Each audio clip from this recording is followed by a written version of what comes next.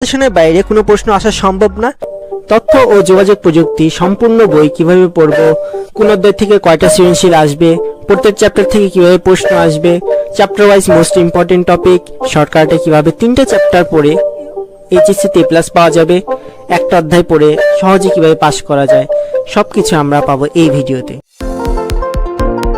প্রথম অধ্যায় তথ্য ও যোগাযোগ প্রযুক্তি, বিশ্ব ও বাংলাদেশ। এখান থেকে একটা সৃজনশীল আসবে।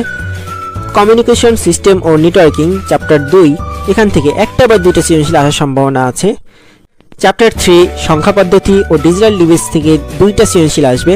সংখ্যা পদ্ধতি থেকে একটা সৃজনশীল আর ডিজিটাল ডিভাইস থেকে একটা সৃজনশীল, এই মোট দুইটা সৃজনশীল আসবে। তারপর চ্যাপ্টার 4 ওয়েব ডিজাইন পরিচিতি এবং HTML থেকে একটা বা দুইটা সৃজনশীল আসতে পারে। দুইটা সৃজনশীল আসার সম্ভাবনা তুলনামূলক বেশি। আর চ্যাপ্টার 5 প্রোগ্রামিং ভাষা, এখান থেকে অবশ্যই দুইটা সৃজনশীল আসবে। তাহলে টোটাল মোট এই 8টা সৃজনশীলের ধারণা পাওয়া গেল।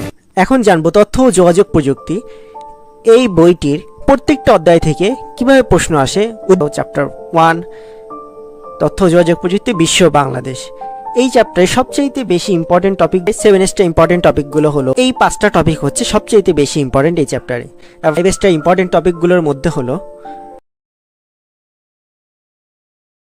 Chapter 2 communication systems and networking. Chapter 2 এর মোস্ট ইম্পর্টেন্ট টপিক হচ্ছে, আর নাম্বার 6 হচ্ছে কম্পিউটার নেটওয়ার্কে 5টি প্রকার যেরকম ছিল। এই চ্যাপ্টারে 5টা ইম্পর্টেন্ট টপিকগুলোর মধ্যে হলো চ্যাপ্টার 3 সংখ্যা পদ্ধতি ও ডিজিটাল ডিভাইস। এই চ্যাপ্টারে মোস্ট ইম্পর্টেন্ট টপিকগুলো হলো, এগুলো ছাড়াও তুলনামূলক কম ইম্পর্টেন্ট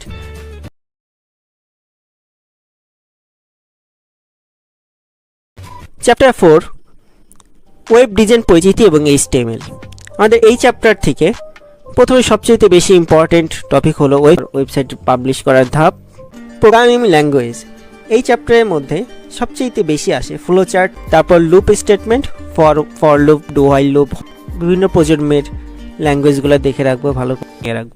শর্টকাটে কীভাবে A+ পাওয়া যায়, মাত্র 3টা চ্যাপ্টার পড়ে আমরা এখান থেকে চ্যাপ্টার 2, চ্যাপ্টার 3, চ্যাপ্টার 5 এই 3টা চ্যাপ্টার পড়লে মোটামুটি আশা করতে পারি 5টা সৃজনশীল তো এখান থেকে অবশ্যই আসবে ইনশাআল্লাহ। যদি ভালো করে প্রিপারেশন নিতে পারি তাহলে 5টা সৃজনশীল অ্যান্সার করতে পারবো। অথবা আমরা এটা ফলো করতে পারি যে চ্যাপ্টার 3, 4, 5 এই 3টা চ্যাপ্টার পড়লেও অবশ্যই 5টা সৃজনশীল আসবে। এখান থেকেও তুমি চাইলে 5টা সৃজনশীল অ্যান্সার করতে পারবে ইনশাআল্লাহ। আর যদি তোমার প্রোগ্রামিং ভাষা এই চ্যাপ্টারটা কঠিন লাগে তাহলে তুমি চাইলে সেফ থাকার জন্য 1, 2, 3, 4টা চ্যাপ্টার পড়তে পারো। মাত্র একটা অধ্যায় পড়ে কিভাবে এইচএসসিতে পাস করা যায়। আমরা চাইলে চ্যাপ্টার 3 অথবা চ্যাপ্টার 5 পড়লেই, যে কোনো একটা পড়লেই আমরা এইচএসসিতে পাস করতে পারবো। এখান থেকে অবশ্যই 2টা সৃজনশীল আসবে আর সহজেই অ্যান্সার করার চেষ্টা করব। অথবা 1, 2 চ্যাপ্টার পড়লে পরেও তুমি সহজে পাস করতে পারবে। তুলনামূলক পার্থক্য কাকে বলে, এগুলো পড়লে মোটামুটি আইডিয়া পাওয়া যায়। মোটামুটি প্রিপারেশন নিতে চাও তথ্য যোগাযোগ প্রযুক্তির জন্য, তারা শুধু চ্যাপ্টার 1, 2, 3 এই 3টা চ্যাপ্টার পড়লে আমি আশা করছি যে তুমি মোটামুটি ভালো রেজাল্ট করতে পারবে ইনশাআল্লাহ। এই ভিডিও তোমার কোনো উপকারে আসলে চ্যানেলটিকে সাবস্ক্রাইব করো। Thank you.